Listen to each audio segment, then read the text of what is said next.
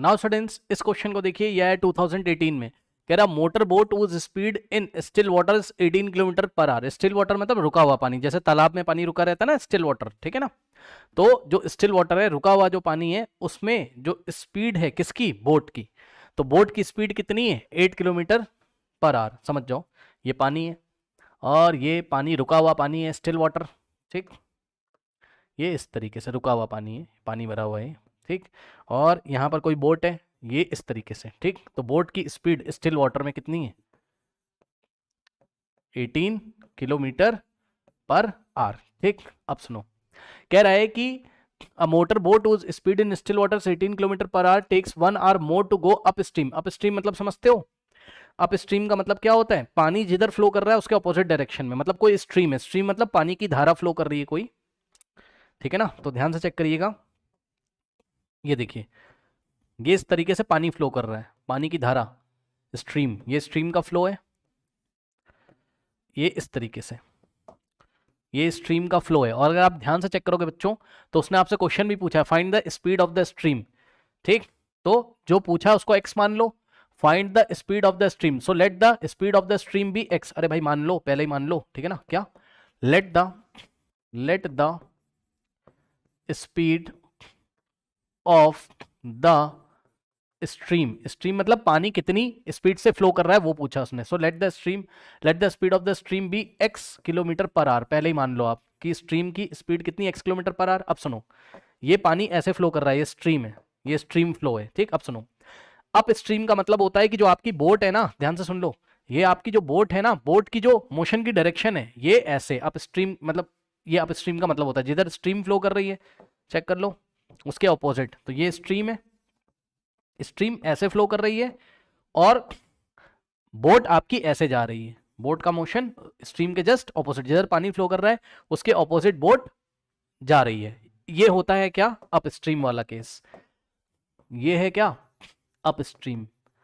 Okay, अब सुनो मेरी बात ध्यान से, एक बात बताओ कि बोट की ओरिजिनल स्पीड कितनी है, 18, और स्ट्रीम की स्पीड कितनी है, x किलोमीटर पर आवर। तो जब बोट अप स्ट्रीम में चलेगी, सुन लो भाई, पानी ऐसे फ्लो कर रहा है और बोट ऐसे जा रही है, तो बोट जब अप स्ट्रीम में फ्लो करेगी, यानी कि पानी के फ्लो करने के ऑपोजिट डायरेक्शन में, तो बताओ क्या बोट अपनी ओरिजिनल वाली स्पीड से चलेगी या उससे कम स्पीड से चलेगी, सोच के तब बताओ। पानी ऐसे फ्लो कर रहा है और बोट ऐसे जा रही है, तो क्या बोट 18 किलोमीटर पर आवर से चल पाएगी? भाई बोट में जो इंजन होगा वो इंजन 18 किलोमीटर की स्पीड तब दे पाता है, हाँ नहीं चल पाएगी भाई। बोट में जो इंजन लगा होगा वो 18 किलोमीटर पर आवर की स्पीड तब देता है जब पानी रुका हुआ है। रुका हुआ पानी किसी को रोकता नहीं है, रुका हुआ पानी कम फ्रिक्शन लगाएगा, और चलता हुआ जो पानी है वो पानी का फ्रिक्शन तो होगा ही होगा वहां पर, साथ में पानी भी तो फोर्स लगाएगा ना उसको रोकने के लिए, तो स्पीड कम हो जाएगी बोट की। मानते हो कि नहीं बताओ? तो अप स्ट्रीम में बोट की स्पीड कम हो जाएगी, कितनी कम हो जाएगी? जो बोट की ओरिजिनल स्पीड है स्टिल वाटर में, रुके हुए पानी में, ये स्टिल वाटर था, तालाब का पानी, ठीक। तालाब में जैसे पानी भरा रहता है ना, पॉन्ड में, तो स्टिल वाटर में जो स्पीड थी ना बोट की, ओरिजिनल स्पीड होती है, ऐसे सोचा करो, ठीक। किसी बोट की अगर ओरिजिनल स्पीड, उसके इंजन की कैपेसिटी को चेक करना है तो तालाब में आपको बोट को चलाना पड़ेगा रुके हुए पानी में, तब पता चलेगा बोट का जो इंजन है वो कितनी कैपेसिटी का इंजन है, किस हिसाब से वो स्पीड प्रोड्यूस करता है, ठीक है। ओके, तो अब बताओ मुझे, बोट की ओरिजिनल स्पीड है 18 और स्ट्रीम की स्पीड है x, तो बोट की स्पीड यहां कितनी हो जाएगी अप स्ट्रीम में, यानी कि speed of boat in up stream, speed, yes yes, speed of boat in up stream, in up stream, ये हो जाएगी कितनी, 18 नहीं रहेगी, 18 में से x कॉमन, x माइनस हो जाएगी। जिसको नहीं समझ में आया सुन लो भाई, एक बार बताओ भाई, बोट की स्पीड है 18 और स्ट्रीम, तो 18 से ये इधर जाना चाहती है, लेकिन x इसको इधर अपोज कर रहा है ना, तो नेट स्पीड कितनी आएगी, 18 माइनस x। x माइनस 18 क्यों नहीं किया, x थोड़ी ना बड़ा है भाई, 18 बड़ा है। बोलोगे कैसे पता चला? भाई बात बताओ, अगर x बड़ा हो गया यानी कि स्ट्रीम का फ्लो ही अगर ज्यादा हो गया, स्ट्रीम की स्पीड ज्यादा होगी, तब तो बोट चल ही नहीं पाएगी, बोट कैसे ढकेल के इधर ले जाएगा, लेकिन according to the question boat चल रही है स्ट्रीम के अपोजिट डायरेक्शन में, यानी कि स्ट्रीम को अपोज करने की क्षमता रखती है बोट, यानी कि बोट की स्पीड स्ट्रीम से ज्यादा है, सही है। तो x से इधर स्ट्रीम चल रही है, बोट उधर 18 से जा रही है, तो नेट स्पीड कितनी आएगी, 18 माइनस x। हमेशा याद रखिएगा आप, स्ट्रीम में बोट की स्पीड जो होती है स्टिल वाटर में, उसमें से हम स्ट्रीम की स्पीड को माइनस करते हैं, तब जाके हमको बोट की स्पीड मिलती है कहां, अप स्ट्रीम में। ओके, तो 18 minus x kilometre per our. ठीक, अब सुनो, अब इसी तरीके से सेम डायग्राम रहेगा हमारे पास। स्ट्रीम आपकी इधर ही फ्लो कर रही है, लेकिन ध्यान दें स्टूडेंट्स, बोट इस बार आपकी किधर चल रही है? डाउन स्ट्रीम में। डाउन स्ट्रीम का मतलब जिधर पानी फ्लो कर रहा है उधर ही बोट चल रही, तो बोट ऐसे करके जा रही। ये वाला केस आपका कौन सा केस होता है? Down stream. अब मेरी बात ध्यान से सुन लेना, अगर आपको बोट को डाउन स्ट्रीम में चलाओगे तो speed of boat in down stream कितना हो जाएगा? Speed of boat in down stream कितना हो जाएगा बताइए? तो जवाब है कितना हो जाएगा बताइए? 18 प्लस एक्स। भाई बोट की जो स्पीड है वो तो रहेगी रहेगी, पानी की भी उसमें ऐड हो जाएगी है ना, स्ट्रीम की भी, तो इस बार 18 प्लस एक्स हो जाएगी बोट की speed, 18 plus x kilometre per our. ठीक है, ये हो गया करेक्ट।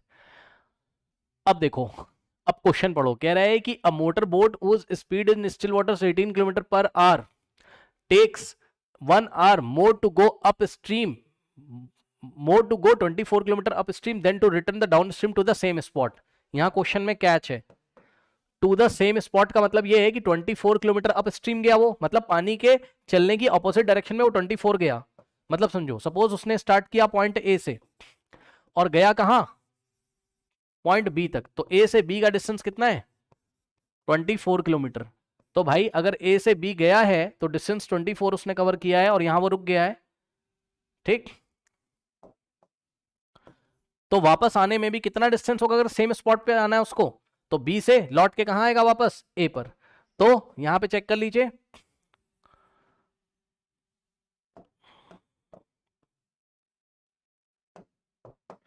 यहां पे देखिए, अब वो बी से कहां आ जाएगा वापस? ए पर, ए पर। ठीक है, तो यानी कि बस कहने का ये मतलब है अप स्ट्रीम हो चाहे डाउन स्ट्रीम, डिस्टेंस आपका सेम है। जाने का जितना डिस्टेंस है 24 किलोमीटर, उतना ही आने का है। ये जाने का डिस्टेंस था और ये डाउन स्ट्रीम में वापस पॉइंट ए पे आने का डिस्टेंस है। ठीक, अब सुनो, अब एक बात बताओ, कई बार आपको बताया है, यहां पे भी सुन लो, स्पीड का फॉर्मूला क्या पढ़ा है आपने बताइए? Distance upon time. तो टाइम कैसे निकालोगे बताओ? Distance upon speed. सही है, तो सुन लेना ध्यान से, टाइम इन अपस्ट्रीम, टीयू का मतलब टाइम इन अपस्ट्रीम, मतलब अपस्ट्रीम यहां से यहां तक जाने में टाइम कितना लगेगा? टाइम बराबर डिस्टेंस अपॉन स्पीड। डिस्टेंस कितना है? 24, और बोट की स्पीड कितनी है अपस्ट्रीम में? 18 माइनस एक्स। चेक कर लो, टाइम कितना लगा? Distance upon speed. और टाइम इन डाउन स्ट्रीम मतलब वापस बी से ए तक आने में टाइम कितना लगेगा बताइए? डिस्टेंस अपॉन स्पीड, डिस्टेंस तो उतनी ही है 24, और इस बार स्पीड कितनी हो गई? 18 प्लस एक्स। अब मुझे देख के बताओ कि कौन सा टाइम बड़ा है कौन सा छोटा है, बताओ। यही तो करते हैं हर क्वेश्चन में। इसका शॉर्ट ट्रिक क्या है? बड़े वाले टाइम में से छोटे वाले टाइम को सब्ट्रैक्ट कर दो और किसके इक्वल रख दो? किसके इक्वल रख दो? जो डिफरेंस देके रखा है उसके इक्वल रख दो। डिफरेंस कितना देके रखा है? 1 आवर का डिफरेंस है, क्योंकि अप स्ट्रीम में 1 आवर ज्यादा लगते हैं रादर देन डाउन स्ट्रीम जाने में। ओके, यानी कि यहां से देखो, अगर आपको पूरा करना है तो आप इस तरीके से कर सकते हो भाई, पूरा खेल खेलना है तो पूरा खेल इस तरीके से होगा कि अप स्ट्रीम में जो टाइम है यानी कि टीयू, वो क्या है? 1 आवर मोर है, किससे? टीडी से। ठीक, डाउन स्ट्रीम जाने में जितना टाइम लगता है उसमें 1 ऐड करोगे तब तब टाइम अप स्ट्रीम का मिलेगा। इसको पकड़ के इधर लाओ तो क्या हो जाएगा बताओ? T U minus T D is equals to 1। बस यही बात तो मैं भी तुम्हें बता रहा था कि बड़े वाले टाइम में से किसको माइनस करोगे? छोटे वाले टाइम को, और डिफरेंस के इक्वल रख दो। बड़ा वाला टाइम कितना है? ज्यादा टाइम कब लगेगा अप स्ट्रीम में, और छोटा कब लगेगा डाउन स्ट्रीम में? खुद सोचो ना, बड़े वाला भाई अप स्ट्रीम में जब जा रहा है तो स्पीड उसकी धीरे है, स्लो चल रहा है वो, है ना, स्लो स्पीड से चल रहा है 18 माइनस एक्स से, तो टाइम ज्यादा ही तो लगेगा। और अगर आपको ऐसे नहीं समझ में आ रहा, आप ऐसे देख लो, ये वाले टाइम और ये वाले टाइम में से कौन सा टाइम बड़ा है बताइए? तो वो वाला टाइम बड़ा होगा। हाँ, सुन लो, जब भी न्यूमरेटर, हाँ जब भी न्यूमरेटर सेम है तो जिसका डिनोमिनेटर बड़ा होगा वही टाइम छोटा होगा। तो किसका डिनोमिनेटर बड़ा है? 18 प्लस एक्स बड़ा है या 18 माइनस एक्स बड़ा है? हाँ, तो 18 प्लस एक्स बड़ा है, तो ये टाइम हो गया छोटा, एरो नीचे लगाया है, टाइम छोटा। और इसका डिनोमिनेटर छोटा है तो ये टाइम हो गया बड़ा। बड़े में से छोटे को सब्ट्रैक्ट करो और इक्वल 1 रख दो, बस खत्म। तो बड़ा वाला टाइम 24 अपॉन 18 माइनस एक्स है, बड़े वाले में से किसको माइनस करेंगे? छोटे वाले को, यानी कि 24 अपॉन 18 प्लस एक्स और हो जाएगा किसके इक्वल, ये 1 के इक्वल। लो भैया ये इक्वेशन आ गई, इसको कर लो सॉल्व। ठीक, तो चलो इसको सॉल्व कर लेते हैं और देखते हैं क्या आंसर आ रहा है, क्योंकि उसने हमसे पूछा है एक्स का वैल्यू है ना, what is the speed of the stream. तो करते हैं, चलिए क्या हो जाएगा यहाँ से 24 अपॉन 18 माइनस एक्स और minus 24 upon 18 plus X is equals to कितना है 1 है। ओके, और यहाँ से हम कॉमन ले लेंगे, 24 कॉमन ले लो, 24 आपने कॉमन ले लिया, सही है। कितना आ जाएगा यहाँ 1 अपॉन नीचे क्या आएगा 18 माइनस एक्स, ओके, और minus 1 upon 18 plus X is equals to 1। अब ध्यान दें स्टूडेंट्स, इतने तो आप लोग समझदार हो, ये 24 क्या कर रहा है इस पूरे ब्रैकेट में मल्टीप्लाई, तो उधर जाके डिवाइड करेगा, तो यहाँ से आ जाएगा आपके पास 1 अपॉन 18 माइनस एक्स है ना, और minus 1 upon 18 plus X is equals to 1 upon 24, सही है। अब इसको कैसे सॉल्व करते हो, कई बार मैंने आपको बताया है, ये दोनों नीचे मल्टीप्लाई हो जाएंगे, तो कितना हो जाएगा नीचे 18 minus x into 18 plus x है ना, दोनों नीचे मल्टीप्लाई, ये जाके इधर मल्टीप्लाई करेगा 18 प्लस एक्स इंटू 1, कितना हो जाएगा 18 प्लस एक्स, ओके, और माइनस में ये इधर मल्टीप्लाई करेगा और ये इधर 18 minus x into 1 18 minus x, लेकिन ध्यान रहे ब्रैकेट में रखना भैया, नहीं गलत हो जाएगा, यहाँ माइनस लगा हुआ है। ठीक, 18 माइनस एक्स ब्रैकेट में है और 1 से मल्टीप्लाई करेगा 18 माइनस एक्स ब्रैकेट में आएगा, is equals to 1 upon 24, correct. अब सॉल्व करिए, ये वाला 18 प्लस एक्स का ब्रैकेट ओपन करोगे फर्स्ट वाला कोई फर्क नहीं पड़ेगा, ऐसे ही रहेगा, लेकिन जैसे ही दूसरा वाला ब्रैकेट ओपन करोगे माइनस का 18, हाँ, और minus minus plus, so plus x, सही है। और नीचे क्या हो जाएगा बच्चों, ध्यान से चेक करना जरा, नीचे ध्यान से हाँ, A minus B A plus B क्या होगा, A square minus B square, यानी कि 18 का स्क्वायर माइनस एक्स का स्क्वायर, तो 18 का स्क्वायर और माइनस एक्स का square, okay, is equals to 1 upon 24, okay. Now अब ध्यान से चेक करो, माइनस 18 और यहाँ कुछ गलती हो रही क्या, कुछ गलती हो गई भाई, चेक करो, देखो देखो देखो, हाँ गलती से 18x हो गया है ना, माइनस का 18 आएगा बस, 18 के साथ x नहीं होगा यहाँ। ठीक, अब चेक करो, देखो प्लस 18 माइनस 18 कैंसिल, और x प्लस एक्स कितना होता है आपका 2x, और अपॉन में कितना हो गया बताओ, देखो 18 का स्क्वायर कितना होता है 324, चेक कर लेते हैं एक बार है ना, कंफर्म कर लो, 18 का स्क्वायर 18 इंटू 18 होता है 324, ठीक, तो 18 का स्क्वायर 324 होता है, 18 टू द 36 मत कर देना, 324 और माइनस में क्या है एक्स स्क्वायर और इज इक्वल्स टू 1 अपॉन 24, एक ब्रैकेट लगा के क्रॉस मल्टीप्लिकेशन कर लोगे। अब बताओ 324 minus X square into 1, 324 minus X square है ना into 1 is equals to 24 into 2x, ये लो क्या दिक्कत है बताओ। ठीक, अब 1 अंदर मल्टीप्लाई करेगा तो इतना ही आ जाएगा, यानी कि 324 और माइनस का x square is equals to 2 into 24 होता है आपका 48x, सही है। अब ध्यान देंगे स्टूडेंट्स, माइनस एक्स स्क्वायर को उधर भेजोगे राइट में जाके तो प्लस एक्स स्क्वायर हो जाएगा, प्लस है ना, और प्लस का 48x तो था ही राइट हैंड साइड, और 324 राइट जाएगा तो माइनस 324 हो जाएगा और लेफ्ट में बच जाएगा 0, और प्लस तो लिखा नहीं जाता है, एक्स स्क्वायर का मतलब प्लस का एक्स स्क्वायर है, यानी कि आपके पास इक्वेशन क्या आ रही है एक्स स्क्वायर और प्लस 48x, ठीक, और माइनस 324 इज इक्वल्स टू 0। अब हम क्या करेंगे स्टूडेंट्स, यहाँ से इसको अब हम सॉल्व कर लेंगे स्प्लिटिंग द मिडिल टर्म की हेल्प से, ओके। तो चलिए सॉल्व करने की कोशिश करते हैं। इक्वेशन क्या है, एक्स स्क्वायर और plus 48x minus 324 is equals to 0, okay. Now अब इसको यहाँ मल्टीप्लाई करोगे तो माइनस 324 इंटू एक्स स्क्वायर आ जाएगा, और मिडिल टर्म कितना आपके पास प्लस 48x, सुन लो। अब 48x को ऐसे दो पार्ट्स में स्प्लिट करो कि ऐड करने पर प्लस 48 आ जाए और मल्टीप्लाई करने पर माइनस 324 आ जाए। इसके लिए आप 324 के प्राइम फैक्टर करेंगे और हिट एंड ट्रायल मेथड करेंगे, चेक कर लीजिए। 2 1 जा 2 1, 2 6 जा 2 2 जा, ठीक, 2 8 जा 2 1 जा, 3 से जाएगा, 3 इंटू 27 81 होता है, फिर 3 9 जा, ठीक, फिर 3 3 जा, और फिर यहाँ से 3 1 जा, ओके। नाउ अब ध्यान दो जरा, यहाँ से देखो अब क्या होगा, ध्यान से चेक करो, यहाँ अरेंजमेंट करो, क्या हो जाएगा, 2 to the 4, 4 3 जा कितना होगा 12, 36 और 36, यहाँ हम एक काम करते हैं, 2 to the 4 3 जा 12 है ना, और 12 36 × 9 हो जाएगा। हाँ, और 36 + 9 कितना हो जाएगा, नहीं तो बात तो बनेगी नहीं ना, क्योंकि आपको +48 चाहिए ना।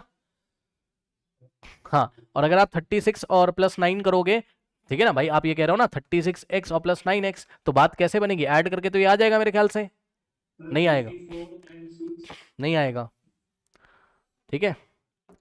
हाँ, कितना आ जाएगा 50, हाँ 54 कैसे मिल रहा है, 3 3 जा, देखिए ऐसे कर रहे हैं, 3 3 जा 9 और 3 2 जा 6, ऐसे कर रहे हो, 3 3 जा 9 और 3 2 जा 6, 9 6 जा 54 और 3 2, सही है। तो इन्होंने इसको साथ साथ ले लिया, 3 3, देखो 3 3 और इनटू में 3 2 है ना, तो यहां से इनको कितना मिल रहा है, 3 त्रिक 9 दूना 18 त्रिक 54, 54 यहां से मिल रहा है इनको, बचा क्या, चेक कर लो क्या बचा, एक तो ये बचा और एक ये बचा, यानी कि 2 × 3 बचा, सो 2 × 3 बचा, कितना मिल रहा है 6, तो 54 और 6 बिल्कुल सही है, तो प्लस का 54x हो जाएगा और माइनस का 6x हो जाएगा, कितना आएगा प्लस का 48, और अगर आप 54x को मल्टीप्लाई करोगे -6x से, तो आपको आंसर मिलेगा माइनस में 324x², चेक कर लेना, बिल्कुल सही है। तो यहां से क्या हो जाएगा x², और इसको हम क्या करेंगे प्लस 54x - 6x और -324 = 0, इन दोनों में से कॉमन क्या लेंगे x, तो यहां से आ जाएगा x + 54, ओके, और इन दोनों में से कॉमन लेंगे -6, तो क्या आ जाएगा x + 54 = 0, ये लीजिए, ठीक। अब देखो जरा क्या कॉमन आएगा, x + 54, ठीक, और ब्रैकेट में बचेगा x - 6 = 0। अब ध्यान दो, x + 54 अगर तुम 0 रखोगे तो x कितना मिल जाएगा -54, जो कि रिजेक्ट करोगे, क्यों, ये रिजेक्ट क्यों, स्ट्रीम की स्पीड नेगेटिव थोड़ी ना होती है। अब यहाँ से x - 6 0 रखोगे तो x कितना मिल जाएगा तुमको, 6 मिल जाएगा, सही है क्या, km/h। तो बस फाइनल आंसर है, लिख लेना, देन द, यही आंसर है, speed of the stream is 6 km/h। Okay, कर लीजिए।